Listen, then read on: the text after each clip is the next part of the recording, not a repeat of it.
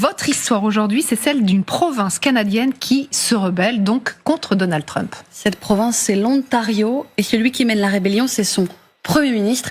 Oui, Magali, au Canada, les provinces ont des premiers ministres. Il s'appelle Doug Ford. Écoutez-le.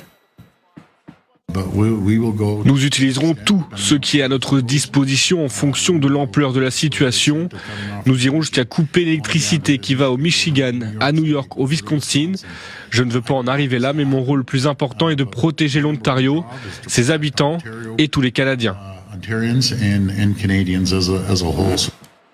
Oui, il menace les Américains de leur couper l'électricité. Pourquoi cette menace ? Parce que Donald Trump a menacé de taxer les produits canadiens importés aux États-Unis de 25%. Et ces menaces-là de Doug Ford peuvent vraiment peser sur les États-Unis ou pas ? Pour lui donner corps, les équipes de Doug Ford ont fait savoir que l'an dernier, l'Ontario, qui est frontalier des États-Unis, avait exporté 12 milliards de kilowattheures d'électricité vers les États américains. Regardez, du Minnesota, de New York et du Michigan, de quoi alimenter 1,5 million de foyers. Alors l'homme politique semble partisan d'une ligne dure, d'une méthode assez forte. Il faut savoir qu'il ne lésine pas sur les superlatifs. Au mois de novembre, il avait déclaré que cette menace de Trump sur les droits de douane, c'était comme si un membre de votre famille vous poignardait en plein cœur. Ah bah comme ça, c'est clair. Et encore, ce ne sont que des mots. Il y a aussi eu des actes. Début décembre, il a lancé un spot publicitaire sur les chaînes américaines, notamment Fox News, pour vanter les liens entre les États-Unis et sa province de l'Ontario.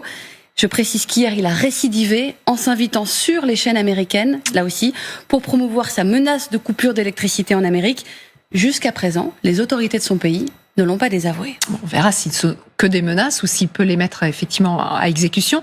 Mais c'est vrai qu'il faut dire que les autorités de son pays, donc les Canadiens, ont quand même de très très bonnes raisons d'en vouloir à Donald Trump.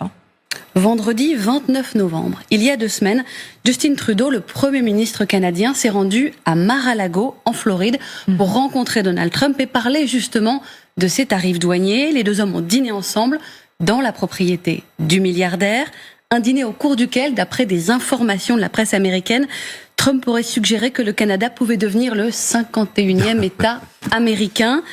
Justin Trudeau ne lui en a visiblement pas voulu, pas tenu rigueur, puisque le lendemain, regardez, 30 novembre, il a publié cette photographie, accompagnée de ces quelques mots. « Merci pour le dîner d'hier soir, président Trump.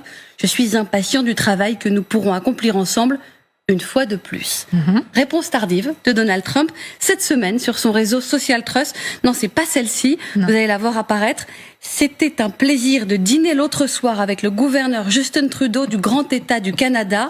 Je suis impatient de rencontrer le gouverneur à nouveau bientôt pour continuer à parler des tarifs douaniers. » Le gouverneur, à 2 reprises, hein. Ouais. Je répète parce qu'elle est pas venue, donc je répète.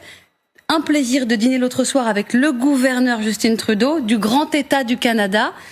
Impatient de rencontrer le gouverneur bientôt. Ouais, donc il insiste en plus. La moquerie est désormais, regardez. Voilà, c'est ça, ouais. Vous voyez, on compare les deux, c'est vrai que c'est pas totalement la même tonalité. Ah bah non. La moquerie est publique et elle est habituelle. Car en fait, le 3 décembre, un peu plus tôt, le futur président américain avait déjà sévi en publiant une photo, toujours sur son réseau Truth Social. L'image, bien évidemment modifiée, vous allez la voir, le montrer surplombant une montagne, le drapeau canadien planté à ses côtés, tel un seigneur régnant sur son royaume. Exactement, avec ce mot-là, au Canada.